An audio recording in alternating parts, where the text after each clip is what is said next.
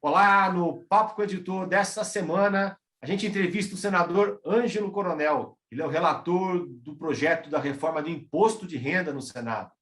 Comigo, o repórter Daniel Vetterman. Bom dia, Daniel. Muito obrigado pela presença e muito bom dia, senador. Muito obrigado pela gentileza de aceitar esse convite. Bom dia, Gustavo. Bom dia, Daniel. Sempre é um prazer falar para o Estadão e principalmente com duas feras que sabem entrevistar bem quem está do outro lado. Às ordens de vocês.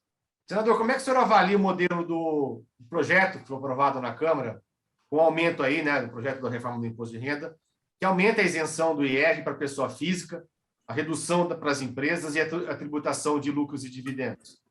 Bom, vamos por parte. O IR para pessoa física, eu tenho até um projeto, tramita no Senado, aumentando a faixa para 5 mil, a faixa de isenção. Inclusive, acredito que acho que até o próprio presidente da República, no passado, também pregava sobre isso. Porque aí nós iríamos sair em torno aí de 16 milhões de pessoas que estão até a faixa de 2.500 para em torno aí de 25 milhões de pessoas. Para poder justificar porque a mudança é muito pequena. Tem casos aí que a pessoa vai ter uma economia de R$ 7 por mês, praticamente insignificante. Então, eu espero tentar emplacar, aumentar essa faixa de isenção até R$ 5 mil por mês. Esse aí, praticamente, é a grande mudança do IR. No mais, não podemos achar até que é ruim, porque houve uma redução em cima das demais faixas. Mas eu acredito que o governo poderia ampliar, repito, para atender quem ganha até R$ 5 mil. Essa aí é a parte do imposto de renda pessoa física. O senhor conversou com o ministro Paulo Guedes no começo da semana, senador. Qual que foi a recepção dele a essa proposta do senhor de aumentar a isenção? E realmente é uma promessa que veio da campanha do Bolsonaro em 2018, né? Olha, Daniel, eu praticamente, com o ministro Guedes, eu fui mais ouvinte. Esperei ele explanar tudo sobre o projeto, depois conversamos com membros da equipe econômica, então eu não adiantei nada do meu sentimento, do que eu espero, do que eu pretendo fazer, porque, na verdade, eu não pretendo fazer nada sem fazer consultas, ver números, porque nós estamos falando aí de tributo, de arrecadação, receita. Então, a gente precisa, pelo menos, saber os números reais para que, com isso, a gente possa fazer um relatório que seja palatável. Não dá para você fazer um relatório que mexe com toda a economia brasileira, que mexe no bolso de milhões de contribuintes, sem ter um embasamento. Não dá para fazer a coisa na tentativa e erro.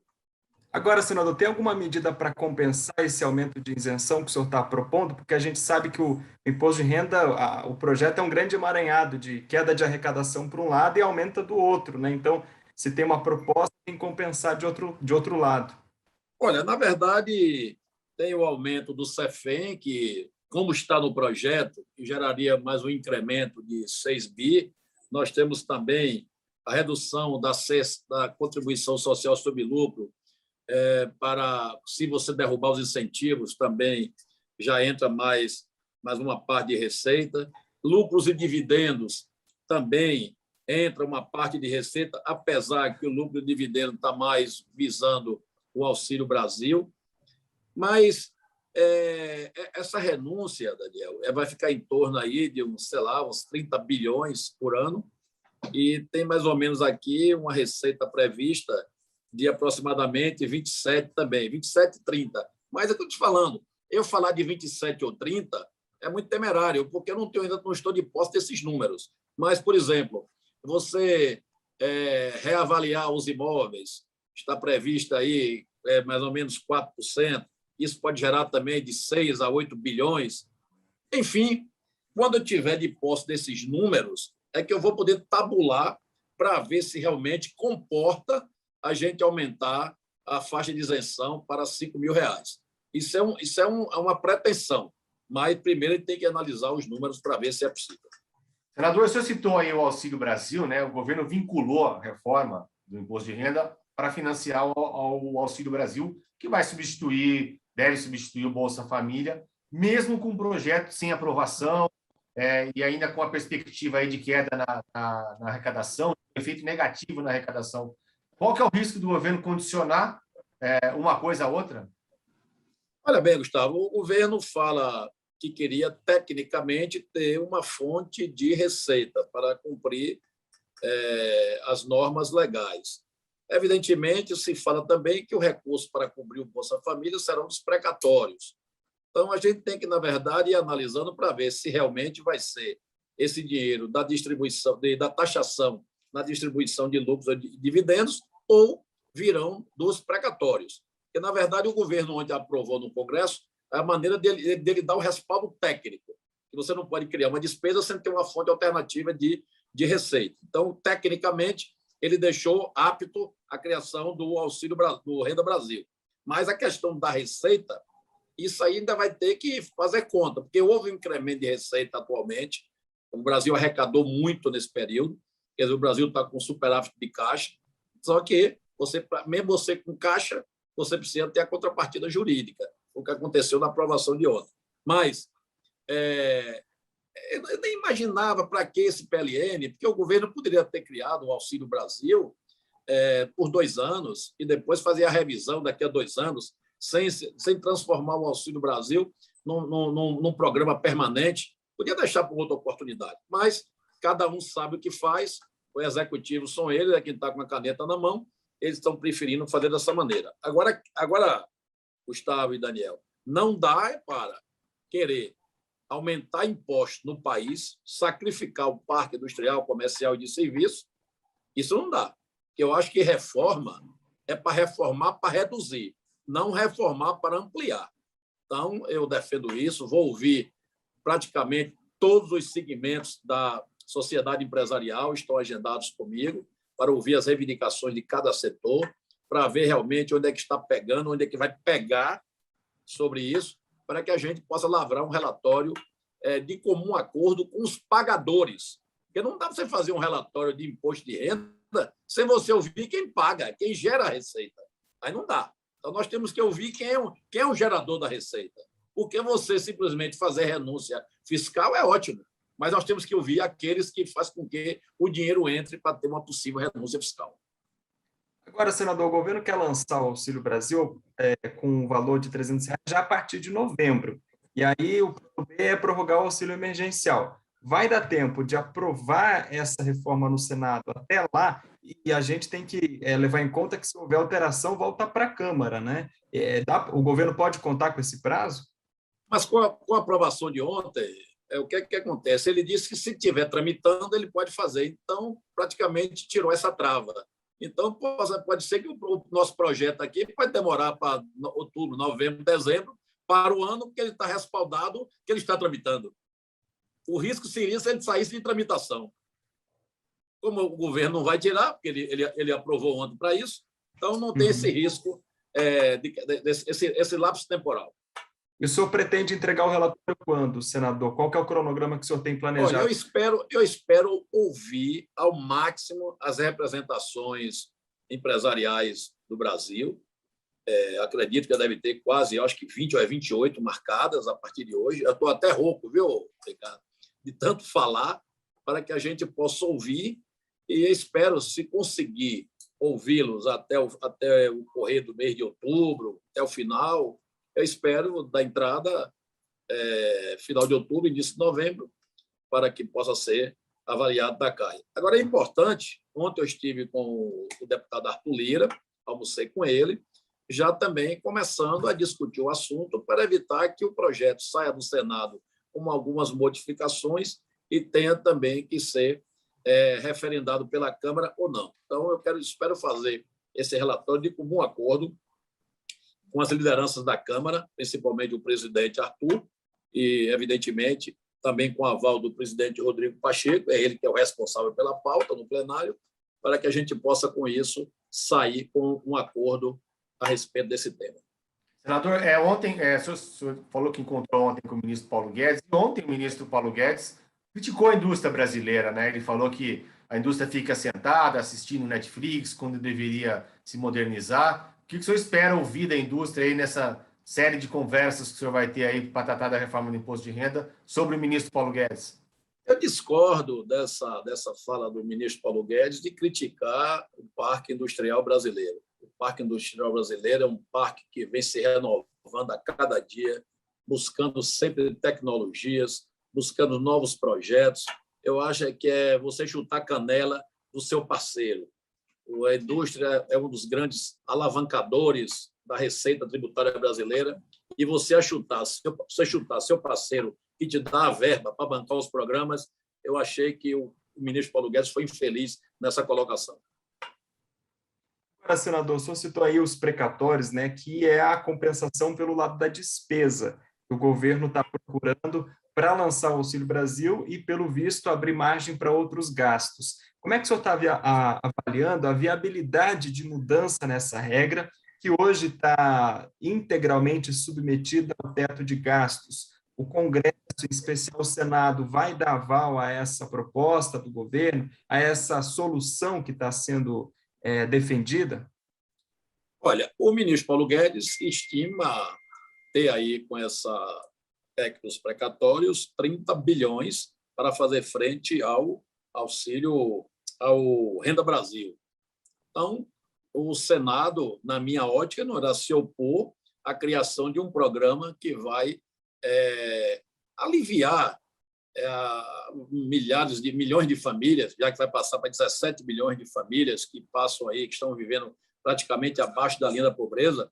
Nós não vamos ser contrário a esse programa, muito pelo contrário, eu acho que nós vamos até tentar, de toda maneira, dar celeridade a esta aprovação, porque aí não é uma questão política, é uma questão de você abraçar, dar uma boa amiga àqueles que estão mais necessitados.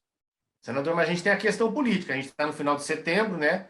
A incerteza, né, sobre a tramitação dessas propostas que o governo pretende finalizar, que é a PEC dos precatórios e a reforma do imposto de renda, para poder ter uma folga no ano que vem, no ano eleitoral.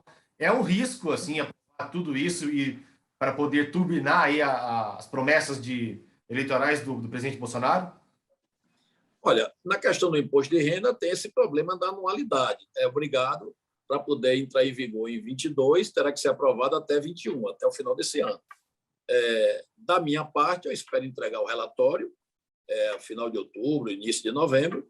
Teremos tempo aí folgado para ser pautado e aprovado. E ainda ir para a Câmara e a Câmara referendar as alterações do Senado ou não. Quanto a essa questão política, evidentemente que o ano eleitoral está entrando e o governo quer estar em condições de caixa para fazer frente, principalmente ao Renda Brasil, que é um programa já consolidado há anos, criado no governo Lula. Naquela época, diziam também que foi criado também por questões eleitorais. Então, eu não entro nesse mérito, se for por questão eleitoral, porque o criador diz que não foi por questões eleitorais, que foi por questões de humanidade. Quem está hoje no governo quer aumentar para corrigir, já que o valor está defasado. Então, é difícil você entrar nessa seara se o projeto do Renda Brasil é um projeto eleitoral ou não.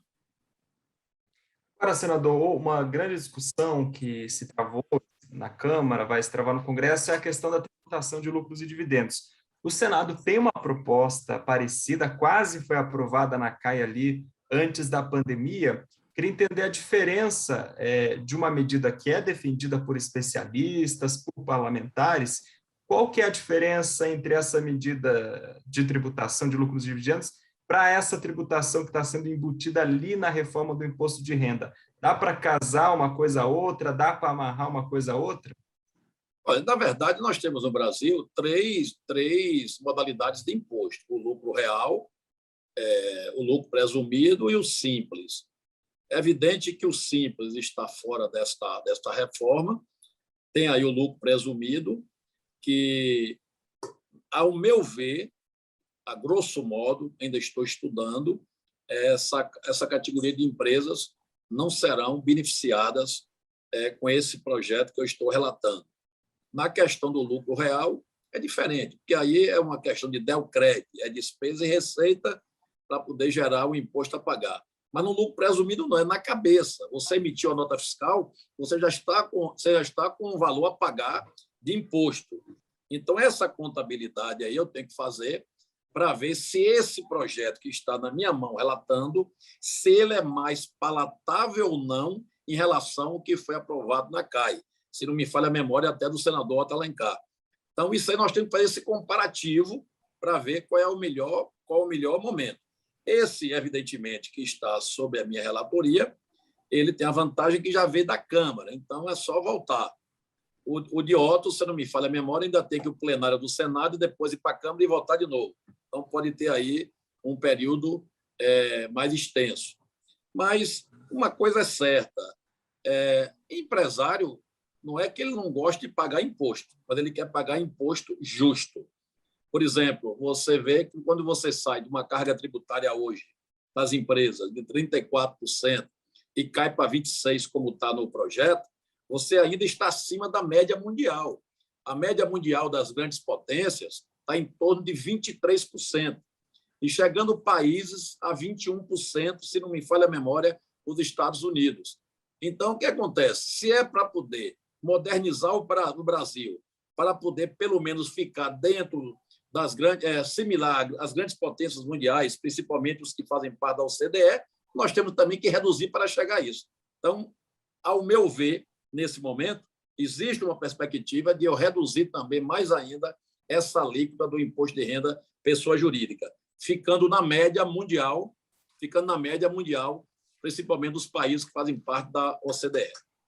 Ficaria em quanto, senador? Porque hoje está, contando a parte adicional, está reduzindo para 18%, né? Não, hoje o imposto, o PJ está 26%. Você cai aí de 15% para 8%, você tem 10% do adicional de imposto, que é trimestral, vai para 18%, e você tem mais 8% da contribuição social sobre lucro, cai para 26%. Evidentemente que essa contribuição social só vai reduzir um ponto se for mantido a retirada dos incentivos. Ainda tem essa amarração.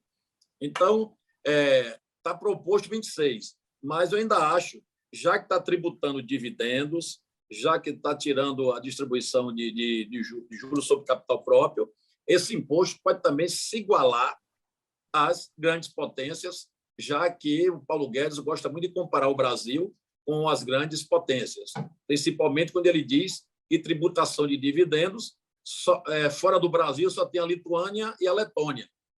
Então, já que está excluindo, vamos agora então incluir o Brasil na média mundial, já que nós vamos também colocar o Brasil no grande bojo da tributação de dividendos. Então, o espaço para reduzir é na contribuição social de lucro líquido, pelo que eu entendi, tem um espaço maior para reduzir ali, né? Porque na verdade, Daniel, isso aí tem que fazer conta, porque pode ser também no adicional do imposto de renda, pode ser uma opção que está em 10%, ou na contribuição, porque, na verdade, o imposto é único, vai ser para tudo para o mesmo caixa. Então, você diminuir na contribuição ou no IR, termina trocando 6 por 62. O importante é que, no total, caia. Mas a contribuição social, por exemplo, não é dividida com estados e municípios. Exatamente. Então, O Brasil, hoje, dos 100% do bolo de arrecadação, 47% são das contribuições, que não vai R$1 para os municípios e estado. E 53% do bolo, que é imposto de renda e IPI, é que são distribuídos para formar o FPM e o FPE. Se você reduz a contribuição social, é melhor para estados e municípios. Se você reduz o imposto de renda, é pior para estados e municípios. Mas essa conta tem que fazer, porque eu defendo ardorosamente que estados e municípios não têm que perder R$1. Porque tudo acontece nos estados e municípios. Senador, o senhor falou aí da inclusão do país, né, em outras, assim como outras grandes potências, né? Uma das coisas que o senhor defende é incluir a legalização dos jogos de azar na reforma do imposto de renda, né? Como tem nos Estados Unidos, por exemplo, né? A gente tem jogos, né? Tributação para poder tributar. Quais jogos que o senhor defenderia que seriam incluídos, assim? Se estaria prevista a volta de cassinos, por exemplo, no país, e quais benefícios que isso poderia trazer se essa medida avançar? Olha, Gustavo, Daniel, o Brasil, temos aí com a nossa lei de contravenção, 80 anos vai fazer, agora no dia 3 de outubro. Foi uma lei para combater os jogos ilegais no Brasil. E não adiantou nada que os jogos continuam sendo bancados livremente. Só que os jogos são bancados sem entrar R$ 1 de imposto para o Brasil. Eu fiz um cálculo grosseiro com o Instituto Brasil Jogo Legal, pedi para mandasse até uma nota técnica. A projeção é que o Brasil pode arrecadar 30 bilhões por ano de tributos com os jogos. Esse jogo está aí. O jogo do bicho está aí, o caça-níquel está aí, bingo está aí, entendeu? As loterias estão aí sendo bancadas clandestinamente sem o Brasil entrar nada. Então, eu acho uma grande hipocrisia daqueles que são contra a legalização dos jogos. Até parece que nós estamos inventando a pólvora. Os jogos já existem nas grandes potências mundiais. Tem países como a Itália, por exemplo, que o jogo representa 1,3% do PIB. Se os jogos no Brasil tiverem a mesma proporção de uma Itália, 1,3%, nós podemos chegar a uma receita aí de 70 bilhões por ano. Quer dizer, como é que você perde isso? Simplesmente porque tem gente que fica arraigado na religião. Isso não existe, eu vou botar dinheiro para dentro, a não ser que tivesse uma lei de contravenção que realmente proibisse. Aí todo mundo ia ficar com as mãos igual a santo, porque foi proibido. Mas como é que proíbe? Nós temos quantos anos aí do jogo de bicho campeão? Já virou até uma coisa cultural o jogo do bicho no Brasil. Então, não podemos querer transformar uma atividade econômica, que são os jogos, em costume. Tem gente que confunde costume com atividade econômica. No mundo afora, jogos é uma atividade econômica. No Brasil, ainda fica algumas pessoas contrário a isso. Mas eu ainda acho que os jogos serão legalizados porque é uma fonte de receita. Aí você fala, e os cassinos? Cassino é uma outra fonte, mas vai demorar. Cassino não é injeção na testa que a partir da manhã você entra. Você pode plugar os jogos que estão hoje, todo jogo é eletrônico. Jogo do bicho é eletrônico, bingo é eletrônico, tudo é tecnologia. Desenvolve o sistema, pluga, depois você vai depurando. Você vai depurando para evitar que, mesmo legalizado, que haja alguma coisa fora da legalidade. Então, nós temos que lutar para isso, porque perder dinheiro não está, na minha concepção, como homem público. Eu acho que a União precisa de verba para bancar os seus programas. E uma das fontes alternativas seria a legalização dos jogos. Falando em precisar de verba, senador, tem um ponto ali do projeto que está revogando benefícios fiscais, né? É parte daquela mandamento constitucional hoje de reduzir pela metade os benefícios tributários em Brasil. Mas ali o governo, ou melhor, o relatório da Câmara, né, está atingindo o setor de carvão mineral, produtos químicos, farmacêuticos, hospitalares. De um lado, tem essa demanda do governo em aumentar a arrecadação, de outro, claro, os setores pressionam ainda mais em função da pandemia, dos efeitos da pandemia que ainda devem perdurar um tempo. Como é que o senhor está avaliando a viabilidade desse fim de benefícios fiscais ser aprovado junto com a reforma do imposto de renda? Eu acredito, Daniel e Gustavo, que poderíamos até acabar, mas depois de fazer uma transição primeiro. Nós estamos numa pandemia. Como é que você vai tirar incentivo de farmacêutico, indústria farmacêutica? Eu acho temerário. Como é que você vai tirar incentivo de gás? Que gás, na nossa economia, o nosso Brasil hoje vive um problema, uma crise hídrica sem precedentes que pode aumentar. Então, o gás pode ser uma fonte alternativa de geração de energia, com as térmicas e tudo. Então, esses segmentos que têm hoje incentivos, que na Câmara aprovou para retirar e diminuir a contribuição social em 1%, eu acho que esses incentivos poderiam continuar e dar um prazo. Olha, a partir de tal data, os incentivos cairão. Mas, pelo menos, deixar passar esse período da pandemia. Legal. Senador Ângelo Coronel, muito obrigado pela participação aqui no Papo com o Editor. Muito obrigado pela participação do Daniel também. Força para o senhor aí nesse relatório, né? Um trabalho muito árduo. Muito obrigado a Cláudia da Luz, que está fazendo a nossa edição, e muito obrigado a todos que acompanharam mais um Papo com o Editor aqui no Broadcast Político. Até a próxima semana. Valeu, Gustavo. Obrigado pelo convite, a você, a Daniel, vocês que cobrem tão bem o Congresso Nacional, e dizer, vou tentar fazer de tudo para apresentar uma proposta que seja aceita pelo Ministério da Economia, pela Câmara dos Deputados, que passe bem no Senado e que a gente, com isso, não sacrifique o parque produtivo brasileiro. porque quem produz merece aperto de mão, merece abraço, não merece chute na canela. Um abraço.